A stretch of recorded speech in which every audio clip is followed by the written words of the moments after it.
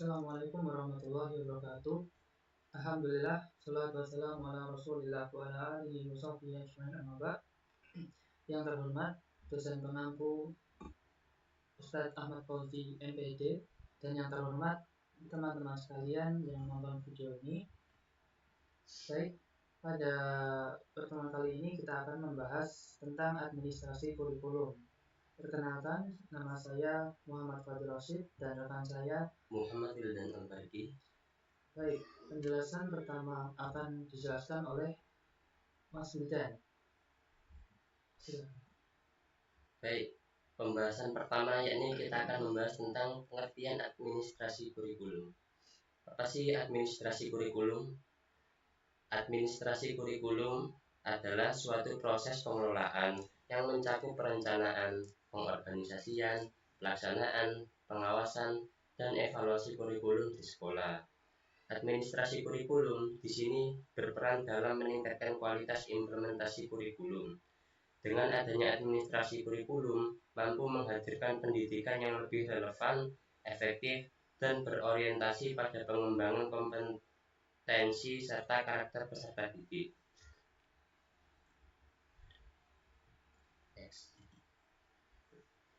Kemudian pembahasan yang kedua yakni bentuk kegiatan efektif dari administrasi kurikulum. Yang pertama di sini ada perencanaan KOS, yakni kurikulum operasional satuan pendidikan. Tahap perencanaan kurikulum di tingkat satuan pendidikan dimulai dengan analisis konteks sekolah, mencakup karakteristik peserta didik, kondisi guru, sarana prasarana, serta lingkungan sosial budaya. Kemudian yang kedua yakni perencanaan pembelajaran di tingkat mapel. Di sini pada tingkat mata pelajaran atau fase pembelajaran, guru memulai dengan menyelaraskan dokumen kurikulum secara berjenjang dari capaian pembelajaran ke tujuan pembelajaran hingga ke modul ajar. Kemudian yang ketiga yakni pengelolaan kalender dan jadwal belajar. Administrasi kurikulum juga mencakup pengelolaan kalender pendidikan yang memuat waktu efektif belajar, pembagian rombongan belajar, serta pengaturan beban belajar siswa. Kemudian yang keempat yakni manajemen asesmen dan pelaporan. Asesmen menjadi bagian penting dalam administrasi kurikulum karena berfungsi mengukur ketercapaian tujuan pembelajaran. Kemudian yang terakhir yakni monitoring dan evaluasi berkelanjutan. Tahap terakhir yang tidak kalah penting adalah monitoring dan evaluasi. Kegiatan ini dilakukan secara periodik melalui rapat kurikulum, supervisi akademik, serta refleksi guru terhadap pembelajaran yang sudah berlangsung. Jadi setiap tahap memiliki peran penting dalam memastikan kurikulum tidak hanya dirancang dengan baik, tetapi juga diimplementasikan secara konsisten, terukur, dan sesuai dengan kebutuhan peserta didik. Dengan pelaksanaan yang terintegrasi, administrasi kurikulum berfungsi bukan hanya sekedar sebagai dokumen administratif, melainkan sebagai instrumen strategis untuk meningkatkan mutu pendidikan dan mencapai tujuan pembelajaran yang diharapkan. Baik, pembahasan selanjutnya akan disampaikan oleh teman saya, Muhammad Fadil. Baik, penjelasan berikutnya adalah jenis-jenis dokumen administrasi kurikulum.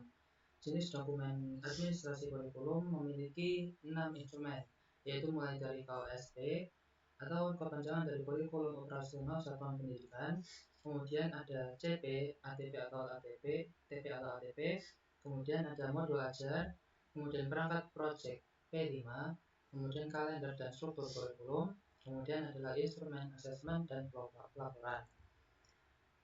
Pertama adalah KSP. Ini adalah dokumen utama yang memuat profil sekolah, visi misi tujuan, struktur kurikulum, strategi P5, perencanaan pembelajaran dan asesmen, serta sistem monitoring dan evaluasi. Dokumen ini berfungsi sebagai pedoman implementasi kurikulum yang kontekstual. Kemudian ada CP, TP atau ATP, yakni adalah capaian pembelajaran, tujuan pembelajaran, alur tujuan pembelajaran. CP nasional diturunkan menjadi TP, lalu dirangkai dalam ATP yang sistematis, menjadi jembatan antara kebijakan kurikulum nasional dengan praktik pembelajaran di kelas. Kemudian dokumen selanjutnya adalah modul ajar, yaitu pengganti RPP dengan komponen identitas modul, tujuan pembelajaran, pertanyaan tematik, langkah kegiatan, asesmen, pengayaan, remedial, dan diferensiasi fleksibel sesuai kebutuhan siswa. Kemudian yang selanjutnya adalah perangkat proyek P5, yaitu berisi tema, dimensi, alur, kegiatan, luaran, rubrik, asesmen, serta jadwal blok. Direncanakan untuk membangun karakter, kolaborasi, dan kompetensi sosial kultural siswa.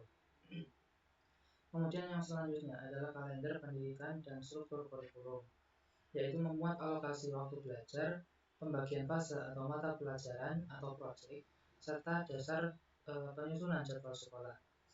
Kemudian yang terakhir adalah instrumen asesmen dan pelaporan, yakni menggunakan KKTP dengan bentuk asesmen diagnostik, formatif, dan sumatif.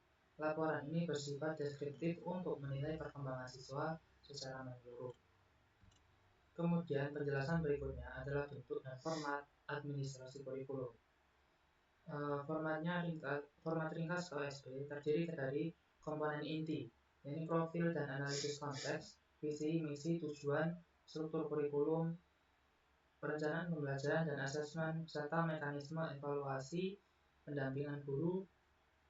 Dan yang kedua adalah format modul ajarnya adalah komponen intinya adalah identitas, tujuan pembelajaran, profil Pancasila, pemahaman bermakna, pertanyaan tematik, kegiatan pembelajaran asesmen, diagnostik formatif sumatif, kemudian diferensiasi serta refleksi. Kemudian format modul proyek P5 berisikan tema atau isu, tujuan, dimensi, atau elemen P5, lintas disiplin, alur kegiatan, produk akhir, asesmen autentik, dan jadwal blok. Kemudian adalah prinsip mutu format, berisikan fungsional dan ringkas, tidak membebani guru, selaras dengan asesmen yang berbasis KKTP, kohesif, saling terkait antar dokumen, CP, ATP atau ATP, modul ajar, asesmen, rapor. Kemudian menjamin diferensiasi dan inklusivitas sesuai kebutuhan siswa. Kemudian berlandaskan regulasi nasional Permendikbudristek nomor 16 dan 21 tahun 2022. Kesimpulannya adalah administrasi kurikulum adalah proses manajerial, yaitu perencanaan, pelaksanaan, evaluasi untuk menjamin mutu pendidikan.